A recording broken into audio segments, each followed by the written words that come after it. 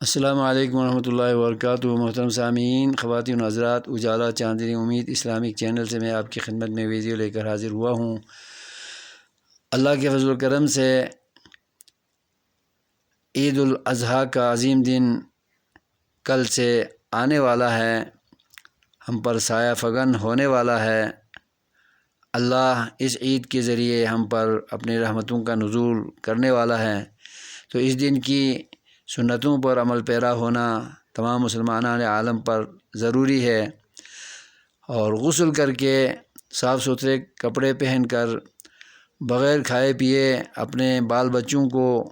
مرد و زن کو، بڑوں چھوٹوں کو ساتھ لے کر عیدگاہ پہنچنا، عید کی نماز ہونے تک تکبیرات بلند کرتے رہنا، اور پھر عید کی نماز کے بعد جو خطبہ مسنونہ ادا کیا جاتا ہے، پڑھا جاتا ہے، اس خطبے کو شروع سے آخر تک سننا بھی عید کی سنتوں میں شامل ہے۔ اور آخر میں جو امام اور خطیب دعا کرتا ہے تمام مسلمانوں کے لیے دنیا اور آخرت کی بلائیاں حاصل کرنے کے لیے، اس دعا میں ہاتھ اٹھا کر شریک ہونا اور آمین کہنا، اور خود بھی دعاؤں کے کلمات اپنے دل میں کہنا یا زبان سے ادا کرنا، اور کم از کم آمین کہنا امام کی دعا پر، یہ انتہائی ضروری ہے، کیونکہ عید نماز، خطبہ، تکبیرات، تقدیسات، تمجیدات اور صدقات خیرات اور قربانی کا نام ہے۔ ان چیزوں کو اگر ہم نے نہیں کیا تو پھر ہمیں عید کی خوشیاں نہیں ملیں، عید کی فرحتیں ہمیں حاصل نہیں ہوئیں،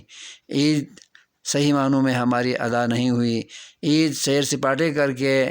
نہیں کی جاتی، ورنہ سیر سپاٹوں کا نام عید ہے، وہ تو دنیاوی عید ہے، یہ تو اسلامی تہوار ہے۔ اسلامی تہوار عبادت کا نام ہے، تقدیسات کا نام ہے، تکبیرات کا نام ہے، رب کی بڑائیاں بیان کرنے کا نام ہے، اور 10 ذو الحجہ سے لے کر 13ویں ذو الحجہ کی عصر کی نماز تک 4 دن اللہ کے حضور قربانی کرنا بھی ہے اور خون بہانا ہے۔ یہ اللہ کو بہت زیادہ محبوب ہے۔ اللہ کو گوشت نہیں پہنچتا، نہ خون پہنچتا ہے، لیکن ہمارے دل کا خلوص ضرور پہنچتا ہے، اور خلوص کے ساتھ سنت ابراہیمی کو، سنت محمدی کو، سنت اسلام کو بجا لانا چاہیے، اور اللہ کے حضور اس عبادت کو پیش کرتے ہوئے خوشی محسوس ہونی چاہیے، اور قربانی کو جتنا ہو سکے